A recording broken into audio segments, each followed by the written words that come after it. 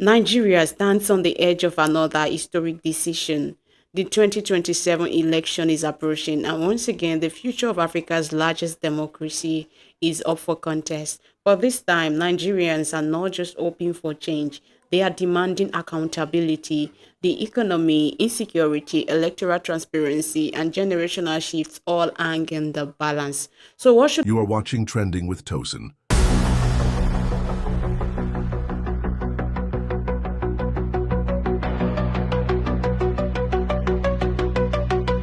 The first thing Nigerians should look forward to in 2027 would be the generational shift in politics. Or now, Nigeria's young people are more politically awake than ever. We saw it in the NSAS protest of 2020. We saw it in the digital activism of 2023. We'll see it again in 2027, no doubt. For decades, Nigerian elections have been dominated by the same political heavyweights, the PDP versus APC, but the rise of the Labour Party in 2023 showed something new. Young Nigerians are willing to disrupt the status quo. Peter Obi, even though he didn't win, reshaped the conversation. It proved that social media trends can translate into real votes, though not enough to secure the presidency. The big question now is, will 2027 finally deliver a generational shift in leadership, or will the old order reassert itself? The second thing we should look forward to in 2027 is the electioneering dynamics, the money, the structure, and the strategy. Now, let's be honest, Nigerian politics is not just about ideas, it is about structure, it is about money, it is about the grassroots mobilization, it is about loyalty. Now, it is about followership. President Bola Ahmed Tinubu is a master of this game. He is a political strategist who has spent decades building alliance, rewarding loyalty, and outmaneuvering rivals. That structure helped him clinch victory in 2023. But 2027 will test whether that machine still works.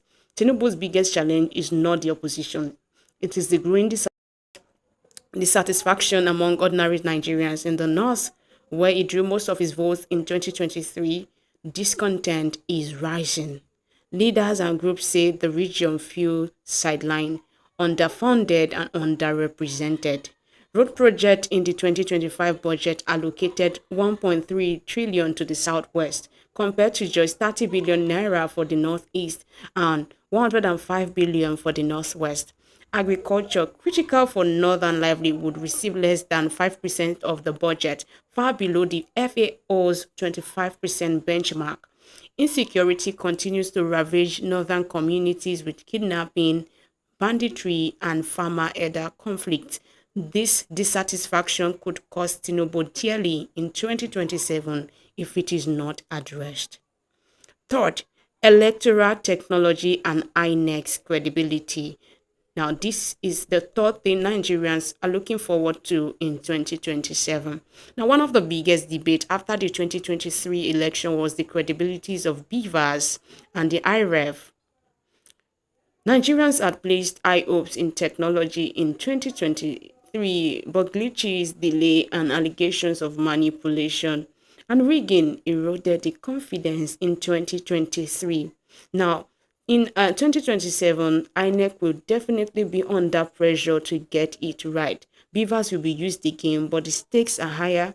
The public will not tolerate another round of excuses.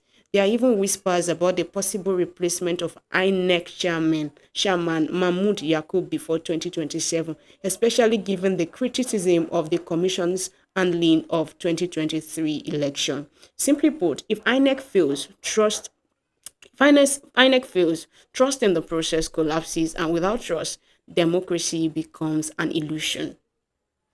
The fourth thing Nigerians would look forward in 2027, Nigerians are looking forward to Obi emerging as the president in 2027. So we have Peter Obi, the third force, and the ADC scenario.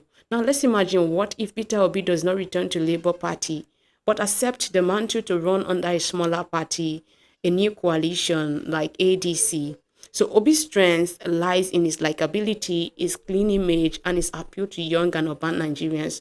If he were to contest again, he could energize millions of voters. But here's the catch. Elections in Nigeria are not won on social media hashtags. They are won on polling units. They are won among world leaders and ground operators. They are won in the rural areas. They are won among the people in the marketplaces and the public places, not on social media. In 2023, Obi's Labour Party struggled with structure. ADC, though smaller, could offer him a platform, but it would not magically solve the structural challenges. For Obi to clinch the presidency, he would need to build alliances across the north and secure at least one or two regional blocks. Without that, enthusiasm online won't translate into votes at the ballot box. On the flip side, President Tinubu could still secure a second term if he does the following. Number one, deliver visible improvement in the economy. Inflation, fuel prices, and the naira's value are daily realities for Nigerians. So, if we could deliver improvement in those areas, he could clinch the seat again for the second time. Number two, address insecurity decisively, especially in the north where frustration is highest. Number three, balance federal appointment and project allocations to reduce feelings of marginalization. Number four, keep his political alliance intact, especially with key northern power brokers like Atiku Abubakar, Rabiu Kwakwansho, and Nasru El-Rufai. I don't know if that would be possible, but then these are just opinions. Remember, Tinubu has never been underestimated politically. He survived internal party battles, court challenges, and opposition coalition. If his strategist instinct kicks in, he could rebuild his northern support and frame himself as the stabilizer Nigeria needs. Now, the last part of this whole thing is let's talk about the northern discontent and its political weight. It is no longer news that the northerners, a large numbers of the northerners, a sizable number of the northerners are dissatisfied about Tinubu's governance. So let's zoom in on the north. This region gave Tinubu over 64% of his winning votes in 2023, but that goodwill is gradually fading. So former Kaduna Governor El-Rufai recently claimed that Tinubu has a 91% disapproval rating in the north and southeast, and even 78 in Lagos. His words might be politically loaded, but they reflect a growing perception of disappointment. Independent polls paint a similar picture. Eagle Badger Data Analytics put Tinubu's midterm approval at 37.2% nationally, with disapproval at 43.4%. The African Polling Institute found that 83% of Nigerians have little or no trust in Tinubu's government. Another survey showed 84% dissatisfaction with his leadership, with 78 ratings his performance as poor. Whether or not El-Rufai numbers are exact, the direction is clear. The North is restless. Why? They feel sidelined in federal budget. Their farms and markets are under siege from insecurity. Their children face weak schools and limited job opportunity. Rising food imports are threatening northern agro businesses. If Tinubu cannot restore trust here, opponents like Atiku, Kwakwanso, and even El-Rufai himself could exploit this discontent in 2027. So let's take some lessons from Nigeria's election history. Nigeria's electoral history shows us that incumbency is powerful but not invincible. In 2015, Goodluck Jonathan lost despite being in power because dissatisfaction and northern alliances swung against him. In 1993, MKO Abiola won the freest election in Nigeria's history, but the system's distrust in transparency led to annulment. In 2023, young voters energized by Peter Obi shifted the conversation, but structure still prevailed.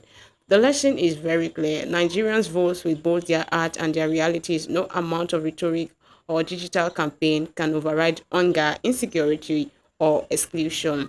As 2027 approaches, Nigerians must remember this. Elections are not won via hashtags. They are won through trust, structure, and real solutions to people's problems. And right now, trust in government is dangerously low. The economy is biting. Insecurity is persisting, and feelings of marginalization are growing, especially in the north. Will they continue to stand with Tinubu?